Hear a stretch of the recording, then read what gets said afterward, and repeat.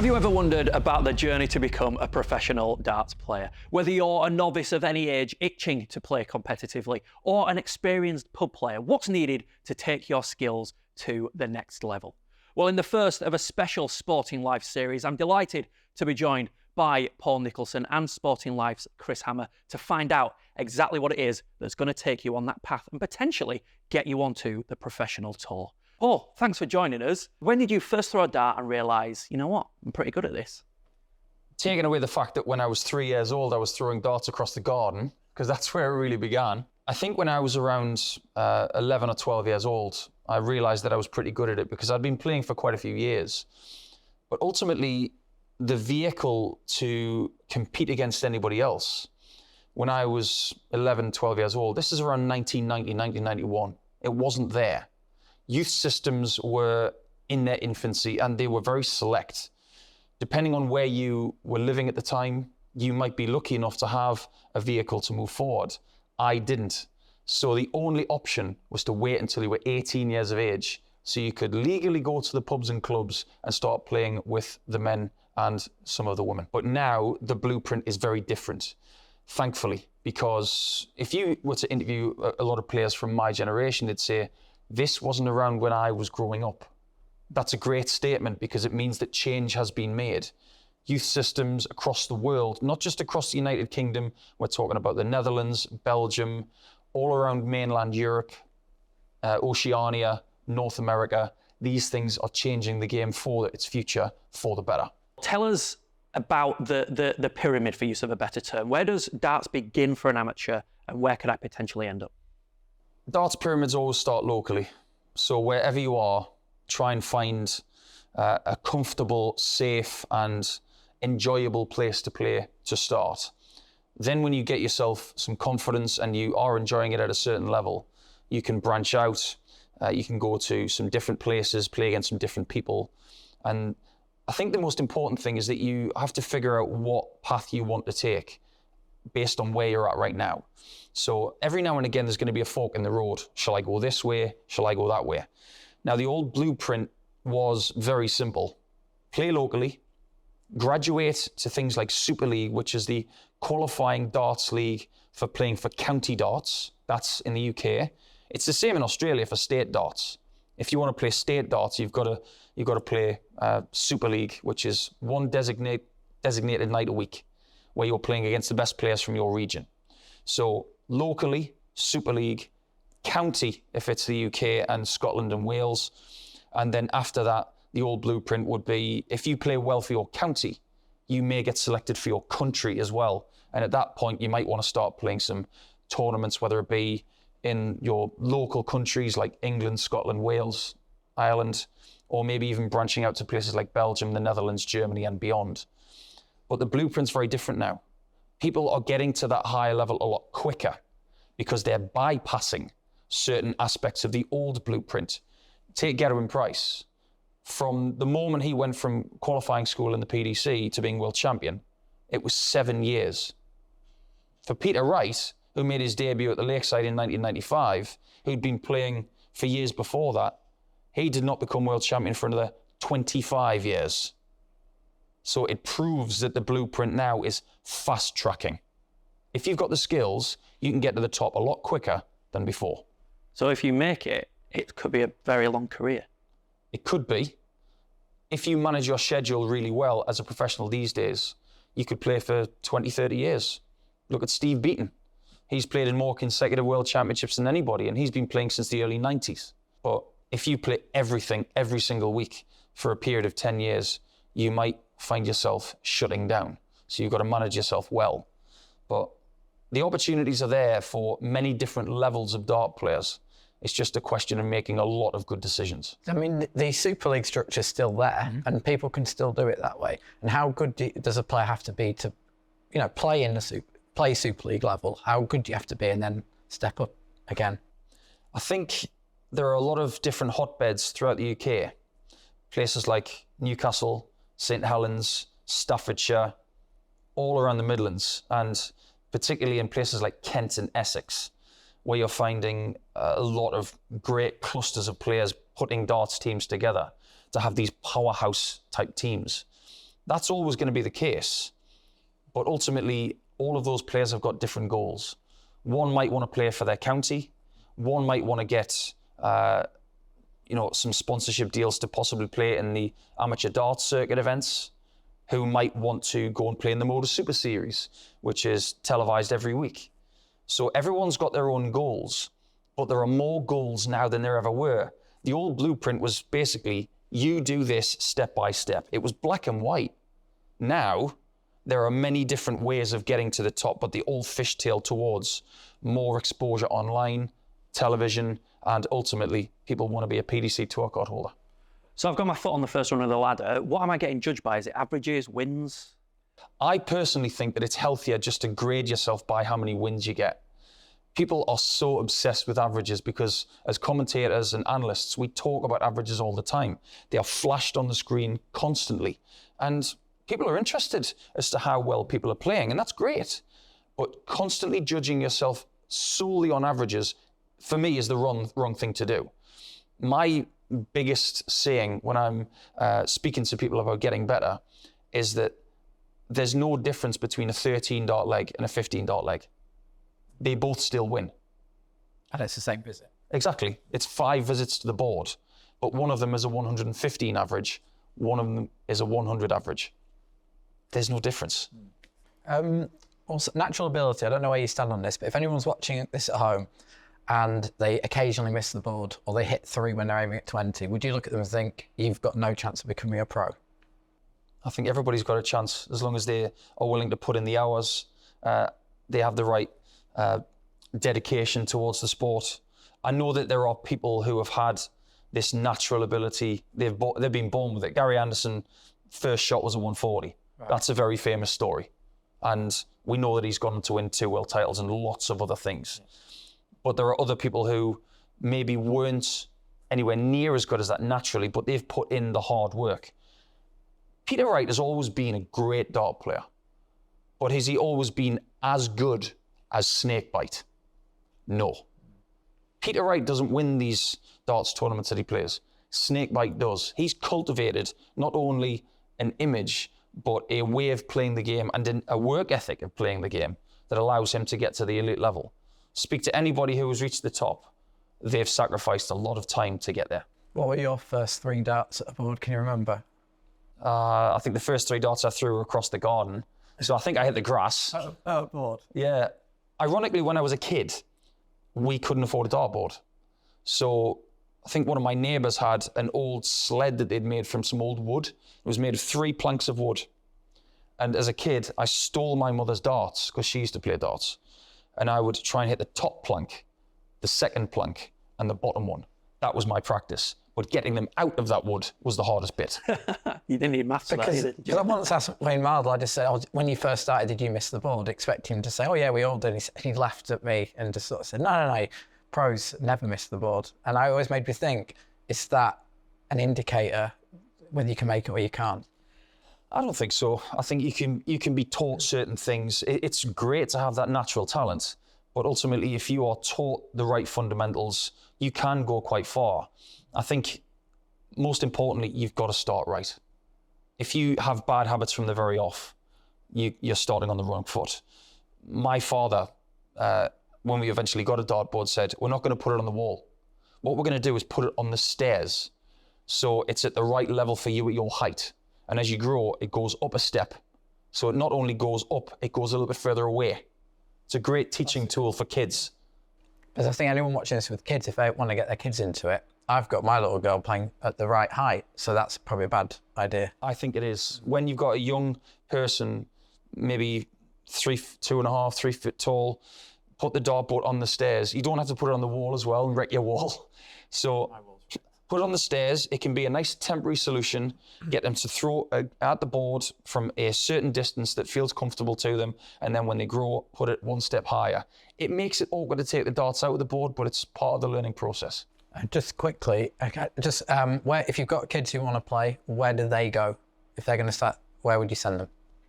Depending on how old they are, at a very young age, I'm a big advocate for them, maybe up to the age of 8 or 9, just playing for enjoyment. But if they can get a little bit better, through these years. The Junior Darts Corporation have done some amazing work over the last 10 years, giving us stars like Keane Barry, Jurjen van der Velde, Rusty Jake Rodriguez. We're talking about some tour card holding stars now. So when they get to 11, 12, 13 years of age, there are academies spread across the world now, affiliated with the Junior Darts Corporation, to give these kids a safe environment to play, an enjoyable place to play, and it gives them structured practices so they can move forward with whatever they want to do with the sport, whether it's enjoyment or indeed some sort of competitive capacity going forward. Back to the journey to becoming a pro. What is Q School? Can you tell us a little bit about it? Qualifying school is a two-stage process. So stage one, anybody can enter that. They pay their money, which I believe is something in the region of £400 to £500. You play in a designated amount of tournaments, and they're all knockout. Quality with stage one is that you have to get to stage two. So you've got to either win your day to automatically qualify through, or if you accumulate enough points over the first 4 days, you will then progress to stage two. In stage two, you will be joined by the pros who have just come off the circuit because they've lost their ranking, and some people from some other tours like the Challenge Tour, the Development Tour, which is where the people from the previous season have done really well. So they bypass stage one. And then from stage two, if you win your day or accumulate enough points through an order of merit table, that means that you can find your way to the tour. How good and how much practice do I need to have put in to even think about entering the Q School? If you'd have asked me this question years ago, I would have said you probably need to invest 5 to 10 years.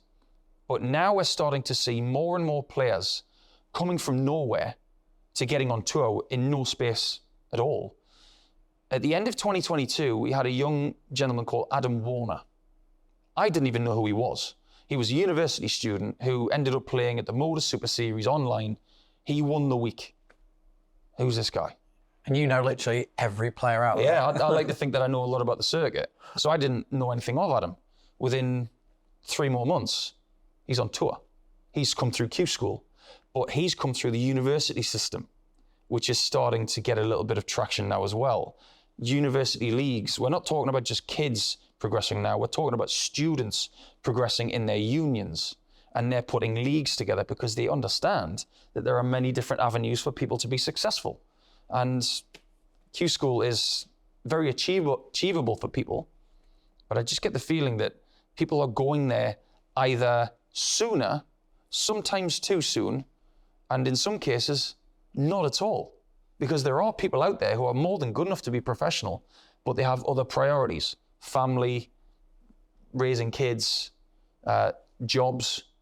Some people don't make that sacrifice. But when you look at the averages, it's still like X Factor. You still have a few deluded hopefuls, don't you? You do, and I don't mind people who've got a bit of confidence, but you've got to back it up.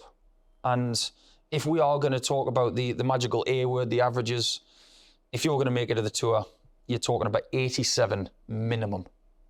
If you're averaging around 80 all the time, sorry, that's not good enough. But 87 plus, you're going to have to find yourself another 3, 4, 5% when you make the tour, when you're going up against the elite players all the time. But if you're averaging 29 per dart, for me, that's the magical number. When you get to the tour, it's got to be 30 or 90 for every 3 darts. I know you don't like harping on about averages, but just quickly, if you're in the Super League and you're averaging 75, you're winning a few matches, how much more practice do you need to put in to get to the 87 mark? It's not necessarily about how much, it's about the quality of it. And I know there have been many stories harboured by many people over the years saying that they put in 7, 8, 9 hours a day. In some cases, that's the truth. But they'll be practicing for a certain challenge coming up. If you do your practice correctly, if it is quality over quantity, then you will get there, in my opinion. And with the influx of good darts coaches now, people are getting better advice. And that's one of the reasons why people are being fast-tracked, because they're doing things better than they were before. Is it too late for me, 36, or can you start at any age? You can start at any age. I used to play local darts with a guy in Northumberland who was in his late 70s. And he was still very competitive at a very high level. You see young kids coming through, young girls, young boys. Whoever you are, wherever you're from, if you're good enough, you can succeed. And one of the great things about the sport of darts is it's amazingly inclusive. It always has been, and the vehicle is there if you are good enough. Okay, let's delve into fantasy land for myself and Chris at the moment. Now let's talk a little bit about the fun stuff. I've made it. I'm going to be a great darts player. What are the next steps to finding a sponsor? It's a great question. I think if you do something great on the dartboard, you go out and win something of note, sponsors will find you. It tends to be the case. And within this sport, there are a lot of really good sports agents, sports managers who can advise you to, go in certain directions, whether it's getting a sponsorship with a certain manufacturer, whether it's a local business that wants to back you.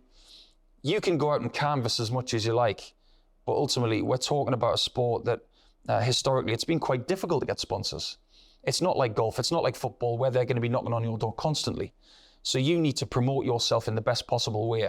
Look good, behave well, be recognizable, be talented, be hardworking. They're the rules I live by. If you're going to get sponsors, you've got to be a professional whether you are or not. And we'll end on the bit that excites me the most, shirt design and walkout music. Firstly, shirt design. Can I just go wild? Can I have anything on there? I mean, I like to think I'd be called the Dominator. I think that'd be a good that's there. Talk us through your own journey. I think early in my career, when I got my first Northumberland County shirt, I was desperate to personalise it. And I think I did it against the rules because I put my name on the back of the collar because I wanted everybody to know who I was.